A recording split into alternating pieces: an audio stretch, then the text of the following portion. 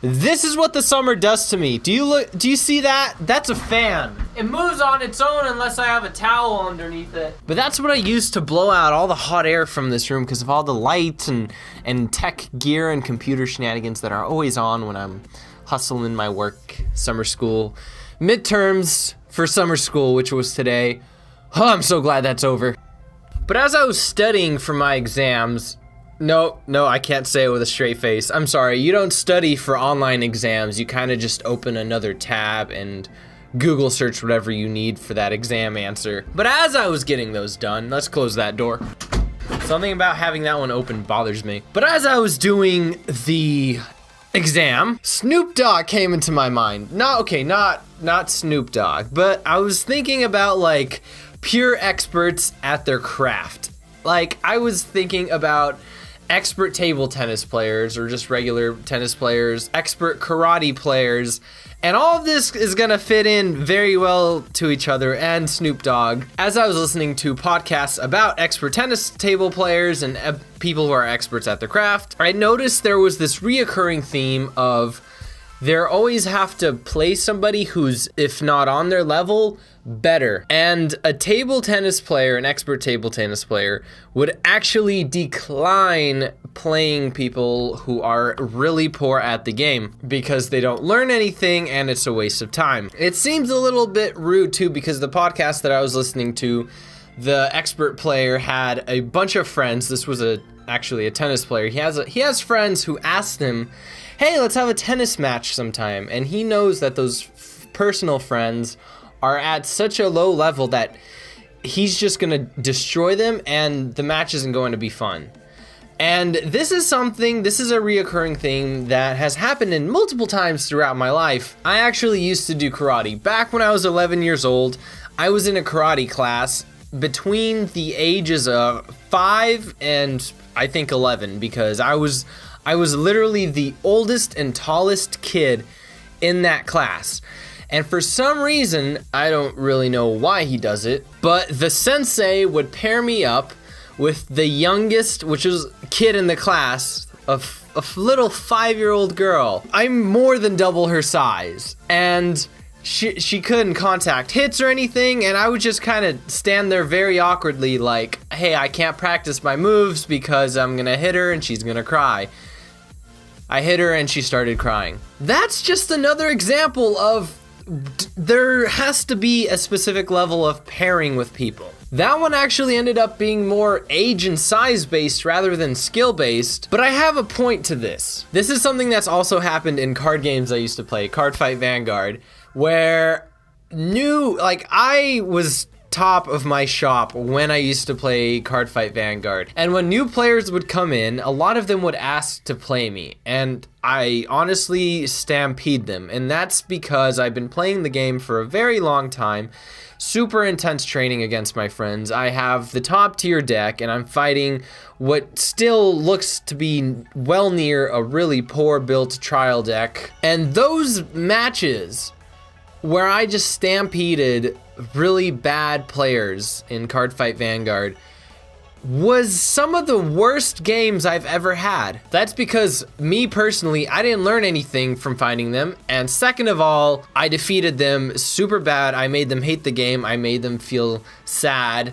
And I myself didn't really get much pleasure out of defeating it because the game was so quick and easy to finish. It's strange because at the same time, I had friends who were just on par with me who would end up like toe-to-toe at the end of those shop tournaments. And those are the friends that I could play the game with endlessly, match after match after match after match, because the games would be so close and it could turn any single way, anytime.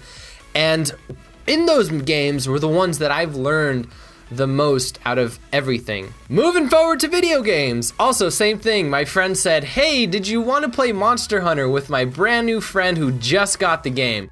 I am a Monster Hunter fanatic, and my hunter has literally the top best gear in Monster Hunter Generations, and I just straight up told him it would not be fun for neither of us. It would more likely be a hindrance to your new friend who just got into the Monster Hunter series because I'm going to be carrying him and he's not going to be learning a lot of the traits that he needs to be because the hunts are going to end up so fast because the monsters are going to die so quick. And I actually ended up turning him and his friend down and not playing Monster Hunter with him just because they were out of my skill rating. Why do these things happen? And that's because Snoop Dogg said there's a thing called closing the gap. Not only I would call it closing the gap, I'd also call it the law of averages. And what Snoop Dogg said, when he first started being like a professional rapper, he had like 60 friends and they were all started on the same level. And he started growing and getting popular and moving up. And the problem was his friends stayed at the same level that they always been at. And in order for him to have that same relationship with them, two things can happen. His friends can move up to his level, or he can move down. And he said if you move down, you're losing. You're losing the game. After hearing Snoop Dogg say that, it really helped me understand why professional players at their craft decline playing with really, really poor players. It made sense why I started declining really bad players in Vanguard, new poor players in Monster Hunter. And that's because you don't want to go down to that person's level and end up wasting your time. And I've read this theory in so many books with the law of averages where it actually makes a lot of sense with this theory. And that's the law of averages says your 5 closest friends, you guys are going to have the same health lifestyle, you're going to have just about the same finances, and you're also going to have the same skills in whatever craft you're trying to master. So if you're an expert and you're playing with poor people, you're not really moving up, but the poor people are moving up to you. You're actually going to be moving down. And I had this huge epiphany when I was doing my exams because I've played table tennis now with a lot of my friends, and I've got table tennis friends who are a little bit better than me, and I've got table tennis friends who are so horribly bad at the game, who have been played the game very poorly for such a long time and have developed such poor habits that it was very hard for me to teach them to unlearn the habits, and it kind of upset them because they didn't really want to unlearn their habits, so I just didn't. And I was thinking about it today of whether or not am I still gonna be playing table tennis with those friends. Because as of right now, it's fine. Like, I just hit my 20 hours of table tennis.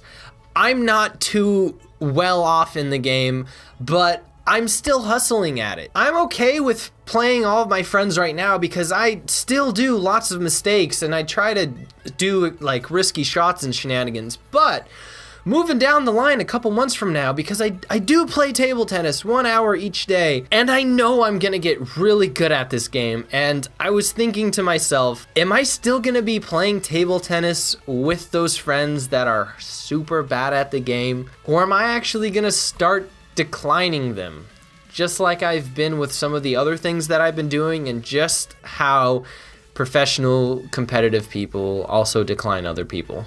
I probably will. I probably won't when it's like a party setting, because table tennis can be a very social game, but competitive wise, I'm not going to learn much from them, because my last session I had with my friends, I went undefeated. And as somebody who's personally looking to improve incredibly well at this game, I feel like it's time for me to start moving on to find new competitors. Or, you know, Snoop Dogg's gap. My friends can start moving up to me. You know, it's funny, I also do this when I play Smash Brothers with my friends, because you pick one fighter and you become such an expert at the fighter that every round you play in Smash Brothers, you go undefeated with that fighter. You're always top. I actually stopped picking that fighter because I stopped having fun, because I stopped learning how to improve with that fighter. So now when I play Smash Brothers, I like to pick fighters that I start losing more with, because I want to learn how to get better at them. You just need to learn how to be humble, because if you learn to lose and you know that losing is okay because you're falling forward instead of falling backwards, and you learn from your mistakes and you're gonna get better, you're going to want to look for people who know this game better than you, and you're going to learn from them. But going undefeated in something you're not really going to be improving as much. It all suddenly makes sense to me. It makes sense why I got so addicted in Vanguard and spent like $4,000 on the game, is because I would pick one deck, become an expert at it in my shop, and hey, in order to have the game become more fun, I decided to build some more decks and become experts at those, because I would start losing at those, which made me want to play the game more and learn it better. That's definitely a wrong way to look at this theory. And that's how the bad habits of Vanguard kicked in. But that was just a little bit of something that was on my mind throughout this week as I'm starting to become an expert at table tennis. And well, where should I allocate my time more resourcefully? Because these summer classes have been actually keeping me kind of busy, even though they're online. There's a lot of essays to write, and those are just a pain in the headache. Thank you very much for watching. This has been Tony Sticks, and may you guys... Does Snoop Dogg have a catchphrase? Please don't tell me it's smoke weed every day. I guess he doesn't. All right, so until then, may you guys have a very... I'm gonna say it, I want to. Snoopy type of day. So hot. Gotta turn the fan back on. Woo! I hate you, summer! Woo, that feels so good.